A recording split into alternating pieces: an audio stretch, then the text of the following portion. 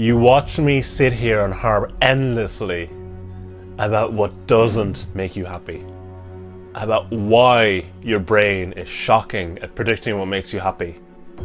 Well, to the 4 people who've watched the 2 videos in this series, today is the day where we reveal how to be happy.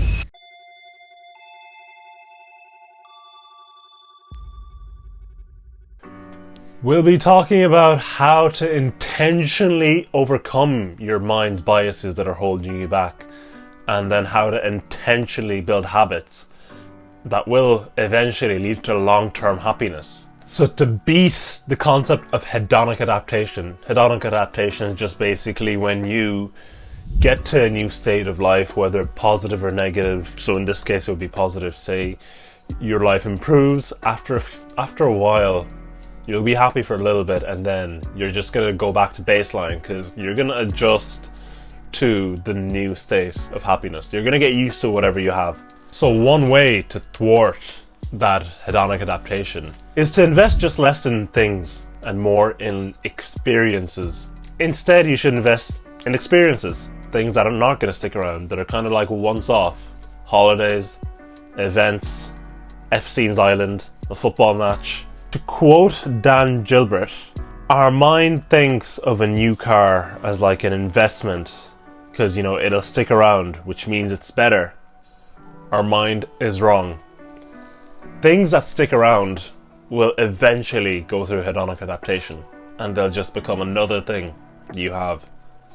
Experiences, things that don't necessarily last, like a holiday, like a week away, like a concert, anything like that.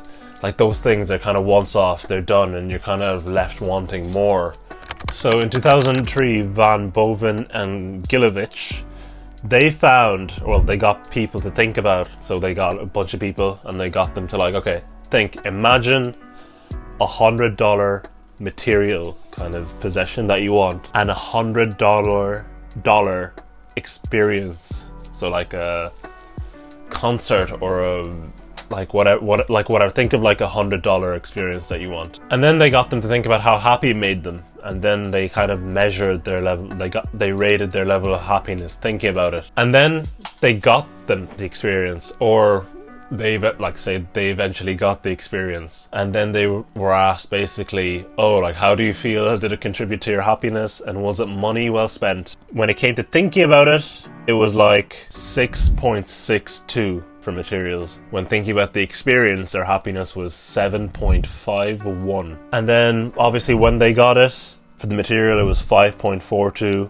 For the experience it was 6.4. And whether they thought it was money well spent, material it was 6.4, experience 7.3. So if you look at it, when it comes to like material possessions, people are happy thinking about it and they think it's money well spent, whereas in reality it doesn't really contribute much to their happiness. And in general, people felt happier when it came to experiences than material possessions. And in the end, people felt like it was money well spent for experiences over material possessions. Funny, they assessed these numbers across different incomes, and at every level of income, experiences were better than material possessions or material investments. But the difference between the two gets bigger the higher the income. So basically materials are more valuable and contribute more to happiness for poor people than they do for rich people, which makes sense. You can understand why. So Kumar et al. In 2014, so they got people to think about an experiential purchase versus a material purchase, and they asked them, how does it make you feel? And it ranged from -4, which is impatience, negative feeling, to +4, excitement, positive feeling. In that same study, they tested people using experience sampling. So they basically, they tested them regularly via daily check-ins by phone or by text. Overall, those who were thinking about their experience purchase scored happier than those thinking about the material. And they overall were much more in the excitement than they are in the impatience. So basically when it comes to the material possessions and you're buying it, you're not really that excited for it. You're more like impatient, like you're like anxiously, neurotically waiting. It's like a crack addict, like desperate for his next hit, just like, oh, when am I gonna get it? When am I gonna get it? Whereas when you're going on holiday or when you're waiting for an experience, it's genuine excitement, it's genuine hype, it's like positive feelings. The sad reality is our brain still fucks us, and it still tends to lean towards materials over experiences, even though that's not what makes us happy. So moral of the story, invest in experiences, invest in things to do, in like once-off kind of things, much better than materials. They're better for you overall, they make you happier, they give you something to talk about that you can share and tell others, because it's a lot more exciting. It's much more socially acceptable and just much more nicer to like share about like this thing that you went to, this amazing dinner you had, this amazing holiday, this thing that you went to go see, versus like rocking up to your mates being like, "Hey boys, here, look at my new shoes. Oh, see this new chain. I'm flexing on you haters. Oh, what's that? Just my new Lambo." Yeah. Other people just tend to prefer hearing about experiences and friends and that kind of thing versus hearing about like materials, essentially. So it gives you more of an opportunity to connect and resonate with others. Don't believe me? Materialistic people were described, so these are like some of the top words used to describe materialistic people: trendy, self-centered, insecure. Experiential people were described as humorous, friendly, open-minded, outgoing. You're also way less likely to compare social experiences with other people's social experiences than you are to compare materials with other people's materials. And comparison is the thief of happiness, as we all know. So if you've less materials and more experiences, you're less likely to do that kind of relativity thingy, about like comparative thing. So that's one way. Number two, it's thwarting hedonic adaptation in general for the things that you already have in your life, essentially. What are some of the ways that you can thwart hedonic adaptation and increase your happiness and appreciation for things already in your life? Well, one of the ways is a thing called savoring. Savoring is a way of like whenever you're in an experience or whenever you're doing something in the moment, you take yourself out of the experience and kind of look at it in like third person and just visualize it and take it for what it is and really try and enjoy it and enjoy every second of it. Like no dopamine, no like distractions, nothing like that. And that's supposed to like intensify and propagate positive emotions. So you basically like take an experience that you do every day, like a nice walk, or like if the weather's really nice and you go for a walk, or you go for a swim, or you're having like a really nice meal, you cook something like unreal.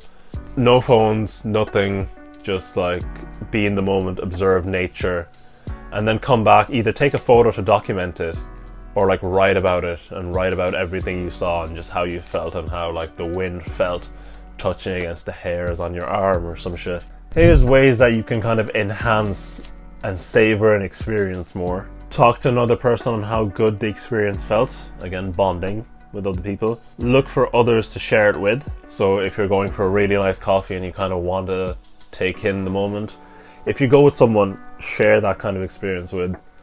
It really helps. Physical expressions of energy, so like just literally jumping for joy like a retard, can help. Laughing, giggling, things that decrease the savoring experience. So if you're doing your savoring practice, do not do these things. Telling yourself it wasn't as good as I hoped. Remind myself nothing lasts forever. Thought it would never be this good again. Thought about how it could be better. Told myself I didn't deserve this. Like that's, yeah, common sense. Just think happy, positive thoughts. Be grateful for it. And just be in the moment. This kind of thwarts hedonic adaptation by mundane things that you kind of take for granted and get used to. You're kind of like taking a step back and be like, okay, no, like this is great. Like I'm lucky to be able to do this. We got a good bit to get to, boys. Another form of thwarting hedonic adaptation is a thing called negative visualization. just imagine, think about, ponder how life would be if something that you take for granted, whether it be education, friends, family, your brother, something that you just kind of are used to, you take for granted, like you've hedonically adapted to. And just think about it, imagine life if that thing wasn't there. So Ku et al. In 2008, couples were asked to write about the ways how they could have never met their partners. So they got couples to basically like ponder, oh, like imagine if you'd never met your partner. Like think about all the different ways. Because think about it, the chances of you meeting someone in like say like 500,000 alternate universes, you probably have never met that person. If like say, oh, like you arrived at this place at a particular late point, or you were sick that one day where you didn't go to school that one day, you didn't learn that one thing, you didn't like perform in that exam, in the end you didn't end up getting into that college or that college course, and you didn't end up meeting the person that you ended up meeting. Like the chance of you meeting a particular person are always like 1 in like a million, essentially. Like in so many different alternate universes and alternate realities, it didn't happen. Like one little thing could throw, like the butterfly effect, throw your entire life's course. Basically that kind of thing. And they got couples to think about that, essentially, the ways of like how lucky it was actually that they even met whoever they met. And that's not even considering like the chance of you being born late or at a different time, you know. Another kind of like negative visualization, it was like, it's kind of this kind of make this day your last kind of thing. So just imagine this is like your last day in your school, if you like your school. Or imagine that you're about to lose something or someone you loved. So that kind of urgency, that kind of imagining that it's, oh, like you don't have much time left, or like, you know, like it's nearly over, that kind of thing just increases your gratitude and happiness. It's a form of negative visualization. You're kind of imagining losing this thing that you kind of always took for granted. Another way of thwarting this hedonic adaptation is gratitude. Gratitude in general, just increasing, like everything we've done has basically been a way of increasing gratitude. And the reason gratitude is important is it increases happiness, it lowers blood pressure, it increases social connection, and it increases like a lifespan, basically. Imagine the compounding effects of regularly gratitude journaling. It's right there for you, man. Go ahead and take it. You should also show gratitude to others. Don't believe me? Well, so, wait, is this? I can't read my own handwriting. Seligman et al. 2005 got people to write a letter to someone that you feel grateful for, that you feel has never been properly thanked, and then go over to them, physically give them the letter. The people who wrote the letter had significant increases in happiness compared to a control group, and that increase in happiness was found to be there 6 months later. That's how like long lasting of an effect this is. This a once-off letter. It's that easy, boys. It's literally that easy. To all my red pillars out there, this one's for you. Gratitude has found to decrease proneness to divorce. Male divorce proneness increases the more the wife is demanding or the husband is withdrawing, i.e. basically they're bad at communicating. So for males, the chances of you getting divorced are higher the more your wife is demanding or the more you are like a withdrawal type person. So all the things were like bad communication, like symptoms like withdrawing or like being demanding, all those things were nullified by just being grateful. So there was no increase in divorce proneness for men with more bad communication if you just had high amounts of gratitude. So you can have a demanding ass wife, but if you're grateful, you won't get divorced. This is also no surprise. People work harder when superiors showed them gratitude. You know, they got like workers to be given a letter by their bosses, and the workers showed an increase in 50% in work ethic. Damn, gratitude is powerful. Number 3, reset your reference points. So remember, this effect that we saw with the circles, where you feel like one circle is bigger than the other just because of the size of the circles around it, but they're actually the same. I'll get it up on screen now. So we talked about how happiness is basically, it's relative to a salient and arbitrary reference point.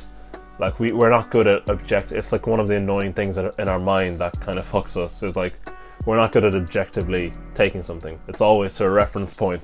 You're more likely to enjoy chips if they're next to sardines, and if you had sardines, you know how disgusting they are.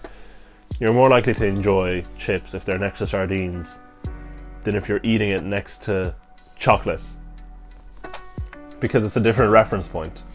We want to reset our reference point to a more realistic place so that we can enjoy the things that we already have in our lives. In a way, it's kind of also a way of thwarting hedonic adaptation, but we're resetting our reference points to something more realistic so that we can not feel shit about the things that we already have, like our income or something. So one of the ways is by something called concretely re-experiencing. What this means is basically go back to and re-experience something or a part of your life. So either think about it, journal about it, or actually physically go back to like an old school or an old job or something and just kind of re-experience that kind of thing before you got like into your new better school, or you got your new better job or your promotion or whatever. Go back to the old crappy job, go back to the old school, go back to the place where you were bullied and abused.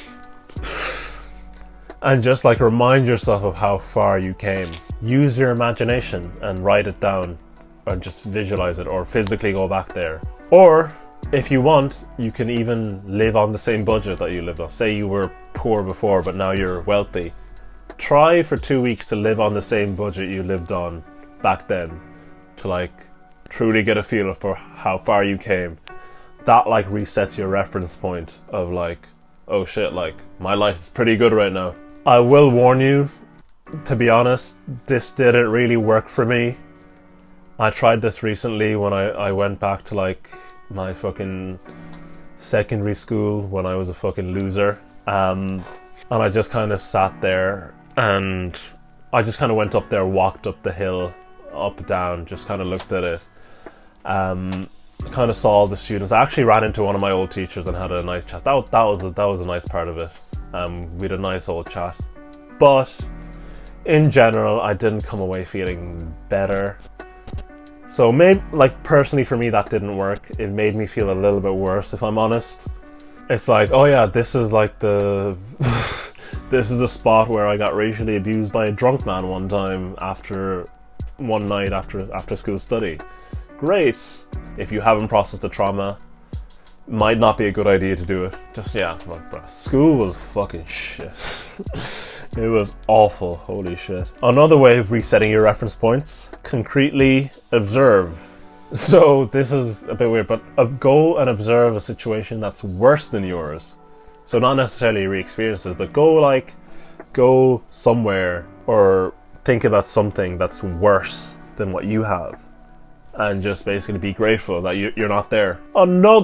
Another way to reset reference points is just to avoid social comparison. Easier said than done, of course, but there's a few strategies you can use to like avoid your social comparisons. So one thing is obviously gratitude journaling. If you're more grateful for what you have and just think that your life is amazing, you're less likely to want to compare. You're less likely to want to compare to others or other things. There's this technique called the stop technique. Is whenever you notice yourself just like mind wandering and starting to compare and feel bad about yourself because you're comparing to someone else, just kind of like stop. You're basically just increasing mindfulness, being mindful of what your brain is doing at all times, and being mindful of like, is this really helping me? And if you find that your brain is thinking or doing things that's not helping you, then just stop. We're going to talk about how to increase mindfulness in general at a different time. But through increasing mindfulness through something like meditation, for example, you're going to be able to more consciously be aware of what you're thinking and just stopping whenever you're doing something unproductive like comparing. And the last one is just control your media environment, control what you're seeing so that you have realistic reference points of what to expect from life. So you have realistic expectations of what to look like, what to live like, and so you're not constantly comparing yourself to like Victoria's Secrets models or Mr. Olympias or Sebum or things like that. Like these stupid fucking retarded influencers who are all juicing. So that's avoiding social comparison. Another way to reset your reference point, interrupt your consumption of good things. So this is basically like kind of limit yourself. Limit your access and your consumption to like pleasurable activities or pleasurable foods or good experiences so that you don't get used to them. So you, in a way, thwarting hedonic adaptation more. Just basically limit yourself. It's sort of like a delayed gratification, whereas like if you're having something nice, like a nice bit of food, you want to finish it, don't. Stop. Deny yourself a little bit. Finish it later. You'll have something to look forward to later, and you spread the happiness that you're experiencing throughout the day. In 2009, Nelson et al. Measured people's enjoyment of a sitcom with ad breaks versus no ad breaks. They got people to predict, and obviously people predicted that they would enjoy something with no ad break. Obviously the Netflix generation, where you're watching things continuously, and it's like, yeah, no ad breaks, that's good, yeah. Like you'd imagine you'd want to watch something with no ads. That's why people pay premium subscriptions, so that they don't have to watch ads, right? But is it good? In reality, people's enjoyment of a show is actually higher with an ad break. Because again, it's a break, it splits the experience up, it interrupts the access to the good thing that they have. So once they pause and then they come back, their reference point for happiness is reset and it's high again.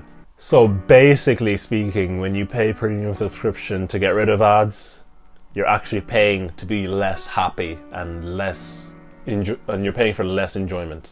And the last way to reset a reference point, more variety, just more variety of things, and that can be like food. If you get the same flavor of a dessert, or you get the same thing for lunch every day, you're gonna enjoy your food less. So try and get different flavors of different things. Try and get something different for lunch. Like, I notice this when I buy the same thing from lunch every day, the same meal deal, I hate it more and more. Even if it's something I objectively like, I start hating it more. So mix up, get a change. You're gonna enjoy your lunch more. You're gonna enjoy your food more. Now, with all this said, we went through things that won't make you happy. We went through why your brain is shit and making you happy. We went through practices that will increase your happiness. You might be thinking, again, the four of you who watch these videos at this stage, what more could there be? Surely there's no more, is there?